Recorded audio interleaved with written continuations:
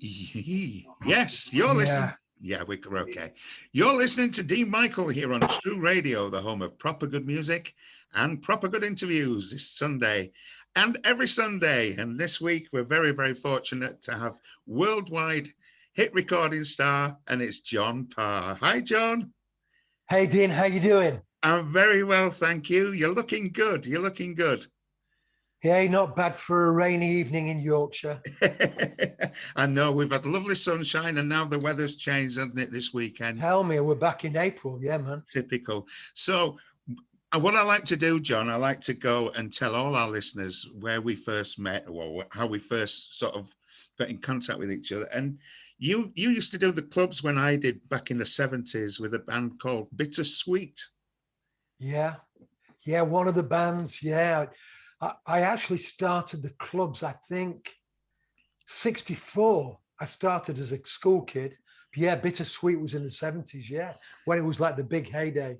Yeah, and I remember going to see you with a group of some friends of mine called Method. They were going around the club circuit at the time as well. Yeah, great band, yeah. With Mick. Yeah, and yeah. We came to see it. I think it was a Roundhouse in Castleford or somewhere like that. It was Round Hill, where I met my wife. That's it, where you met your wife. Yeah. And I remember sat watching you and you used to flick your plex up. That's it, man. That was your party feast. Yeah, I was more famous for that than playing the guitar, I think. In those days, in the club days.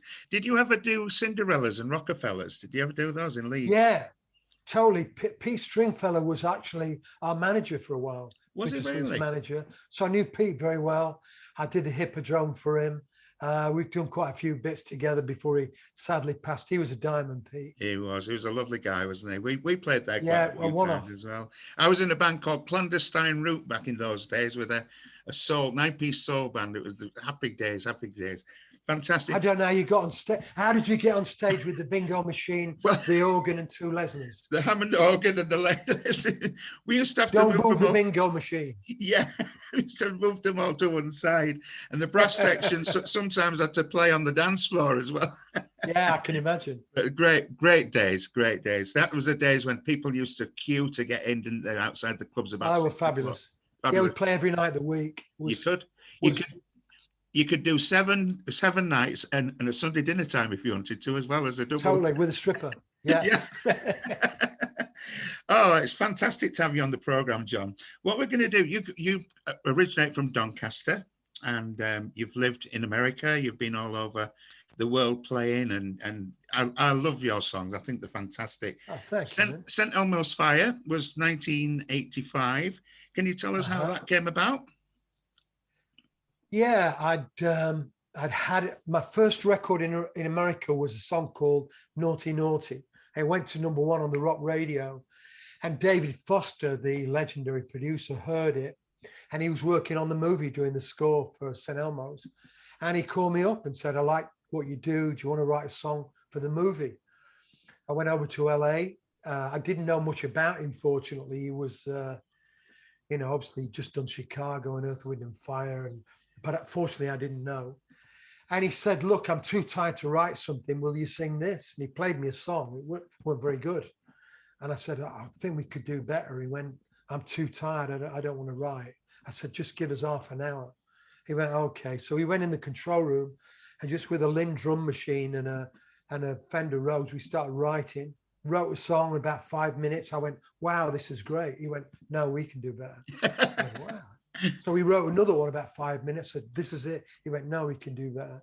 And then the third one was St. Elmo's, and came really quick, but I couldn't come up with the lyrics. And I knew the script of the movie, and it didn't really light my fire. And David showed me this video of a young fellow that had been in the studio just passing through the week before. He said, "It's nothing to do with the movie, but this kid will inspire you." And it was a kid who just broke his back and was going to wheel around the world in a wheelchair. That was his ambition. And so I looked at this little video. It was like a Look North 10-minute thing. And he's setting off, about 3 men and a dog waving him off on a rainy day in Vancouver. And as the van that's following him pulled out, it said, "Rick Hansen, Man in Motion World Tour." And I just went back to the hotel that night and I wrote what I imagined would happen. I wrote about him crossing the desert and the mountains, and 2 years and 2 months later he did, and the rest history. Was #1 around the world, and we raised to date $275 million for spinal research. Wow, fantastic. And it's a fantastic film. I've actually seen the film. It's a brilliant film. Wonderful, wonderful inspiration to lots of people in wheelchairs, isn't it? Fantastic, Yeah, you know. Yeah, yeah, he's a great fantastic. man. Yeah, I've got the Naughty Naughty thing, US top 40 hit, number 23, and #1 in the mainstream rock charts as well, Yeah, going back to the yeah. Naughty Naughty. And was you in a band called The Business back then? Was that an American band? That was my backing band, The Business, and what that was the guys that played on the original record we made in Florida, and yeah, that band were The Business, and we went out on the road. We started out with Toto. Start at the top. Eh? Well, I'm going to talk about that in the next part of the interview. So, John Parr, thanks for being with us tonight here on True Radio. We're going to play a few songs now, and then we'll come back and we'll have part 2 of your interview. John Parr, thanks for being with us.